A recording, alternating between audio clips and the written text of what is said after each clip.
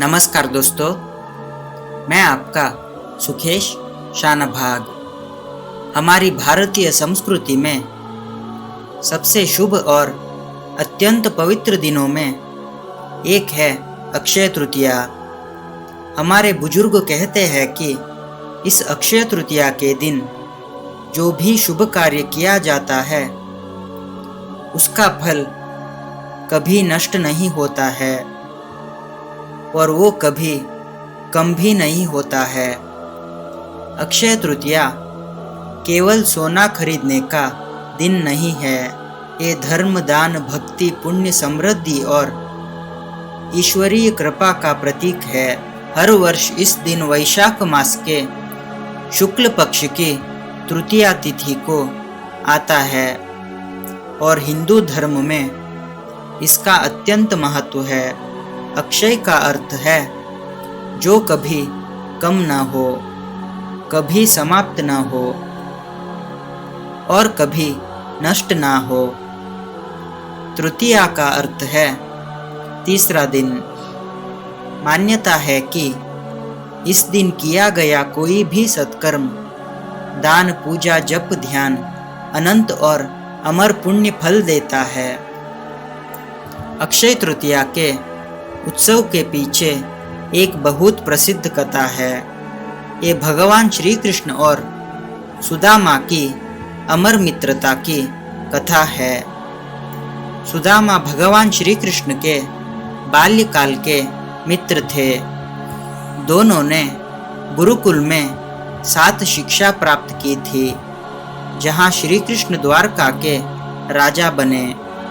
वहीं सुदामा एक अत्यंत गरीब ब्राह्मण रहे। उनका जीवन गरीबी से भरा हुआ था और कई बार घर में भोजन तक नहीं होता था। अपने बच्चों को भूखा देखकर सुदामा की पत्नी बहुत दुखी रहती थी। एक दिन वो सुदामा से कहती है, आप द्वारका जाइए और अपने मित्र श्री कृष्ण से मिलिए। वे कोई साधारण व्यक्ति नहीं है, वे द्वारकाधीश है। वे आपकी मित्रता को नहीं भूलेंगे। सुदामा अपने मित्र से सहायता मांगना नहीं चाहते थे, फिर भी पत्नी के आग्रह पर वे द्वारका जाने के लिए तैयार हो जाते हैं। श्री कृष्ण को देने के लिए उनके पास कुछ भी नहीं था। अंत में वे पड़ोसियों से थोड़ा सा पोहे लेकर एक छोटे कपड़े में बांधते हैं और उसे भेंट स्वरूप श्री कृष्ण के लिए ले जाते हैं। जब वे द्वारका पहुंचते हैं तो भगवान श्री कृष्ण दूर से ही सुदामा को देखकर दौड़कर उन्हें गले लगा लेते हैं। वे अपने सिंहासन से उतरकर अपने मित्र के चरण धोते हैं। देवी रुक्मिणी भी इस दृश्य को आश्चर्य से देखती है। श्री कृष्ण सुदामा द्वारा लाया गया पोहा अत्यंत प्रसन्नता से स्वीकार करते हैं। वह केवल भोजन नहीं था, वह मित्रता, प्रेम और भक्ति थी। सुदामा ने कुछ भी नहीं मांगा। जब वे वापस घर लौटे तो उनकी पुरानी झोपड़ी महल में बदल चुकी थी। उनकी गरीबी पूरी तरह समाप्त हो गई थी।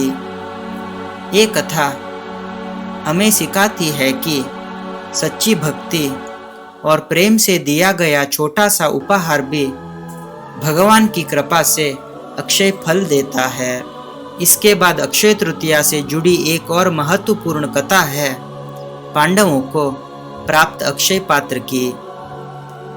ये उस समय की बात है जब पांडव वनवास में थे। द्रौपदी उनके साथ थी। अनेक ऋषि मुनि और अतिथि उनसे मिलने आते थे, लेकिन वन जीवन में सबको भोजन कराना कठिन था। इससे द्रौपदी बहुत चिंतित हो जाती थी। एक दिन उन्होंने भगवान श्री कृष्ण से मन से प्रार्थना की। तब सूर्यदेव ने पांडवों को एक दिव्य पात्र दिया जिसे अक्षय पात्र कहा गया। इस पात्र की विशेषता ये थी कि जब तक द्रौपदी अपना भोजन समाप्त नहीं करती थी तब तक उसमें भोजन कभी भी समाप्त नहीं होता था। उससे कितने भी लोगों को भोजन कराया जा सकता था। इस कथा का संदेश ये है कि जहाँ ईश्वर की कृपा होती है वहाँ किसी चीज़ की कमी नहीं रहती। अन्नदान सबसे श्रेष्ठ दान है और उदारता ही समृद्धि की जड़ है। एक और पवित्र तथ्य ये है कि अक्षय तृतीया भगवान विष्णु के छठे अवतार भगवान परशुराम का जन्मदिन भी है। परशुराम जी ने धर्म की रक्षा के लिए पृथ्वी पर अवतार लिया। उस समय अधर्म, अन्याय और अहंकार बहुत बढ़ गया था। क्षत्रियों के अत्याचार से पृथ्वी पीड़ित थी। तब भगवान महाविष्णु ने परशुराम के रूप में जन्म लेकर अधर्म का नाश किया और धर्म की पुनः स्थापना की। उनका जीवन हमें सिखाता है कि धर्म हमेशा विजयी होता है। अधर्म चाहे कितना भी शक्तिशाली हो अंततः हारता है। पुराणों में एक और महत्वपूर्ण कथा है कि अक्षय तृतीया के दिन ही माँ गंगा पृथ्वी पर अवतरित हुई थी। राजा भगीरथ ने अपने पूर्वजों की मुक्ति के लिए कठोर तपस्या की। उनकी भक्ति से प्रसन्न होकर माँ गंगा पृथ्वी पर आने के लिए तैयार हुई, लेकिन पृथ्वी उनके प्रचंड वेग का सहन नहीं कर सकती थी। तब भगवान शिव ने गंगा को अपनी जटाओं में धारण किया और धीरे धीरे पृथ्वी पर प्रवाहित किया। गंगा का आगमन पवित्रता, शुद्धता और पापों के नाश का प्रतीक है। अब एक सामान्य प्रश्न है, अक्षय तृतीया पर लोग सोना क्यों खरीदते हैं? सोना देवी लक्ष्मी का प्रतीक माना जाता है। इस दिन सोना खरीदना घर में स्थायी समृद्धि लाने का शुभ संकेत माना जाता है। लेकिन शास्त्र कहते हैं कि सोने से अधिक महत्वपूर्ण है दान, धर्म और पुण्य कार्य। किसी भूखे को भोजन देना, प्यासे को पानी देना और ज़रूरतमंदों की सहायता करना, यही सच्ची अक्षय संपत्ति है। इस दिन लोग सामान्यतः भगवान महाविष्णु और देवी लक्ष्मी की पूजा करते हैं। अन्नदान, वस्त्रदान, गेहूँ, चावल और जल का दान करते हैं। कुछ लोग नए कार्य, घर निर्माण या व्यापार की शुरुआत भी करते हैं, क्योंकि माना जाता है कि इस दिन शुरू किया गया कार्य शुभ फल देता है। क्या आप जानते हैं कि अक्षय तृतीया हमें सबसे बड़ा पाठ सिखाती है?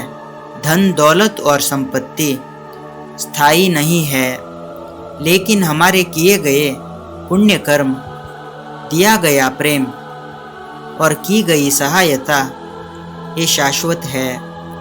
ये कभी समाप्त नहीं होते। इसीलिए दोस्तों, अक्षय तृतीया केवल एक त्योहार नहीं है, ये एक पवित्र दिन है जो हमें जीवन के सच्चे मूल्यों की याद दिलाता है। इस दिन हमें केवल भगवान से प्रार्थना ही नहीं करनी चाहिए, बल्कि अपने भीतर दया, करुणा और उदारता को भी जागृत करना चाहिए। इस वर्ष की अक्षय तृतीया पर यदि आप सोना खरीदते हैं तो अच्छी बात है, लेकिन उनके साथ साथ किसी की मदद भी कीजिए, अन्नदान कीजिए एक सत्कर्म कीजिए, वही आपके जीवन में सच्चा अक्षय आशीर्वाद लाएगा, जो कभी समाप्त नहीं होगा। अगर आपको इस वीडियो पसंद आया है तो कृपया हमारे चैनल को सब्सक्राइब कीजिए। फिर मिलेंगे एक और नए वीडियो में, तब तक अपना ख्याल रखें। धन्यवाद दोस्तों।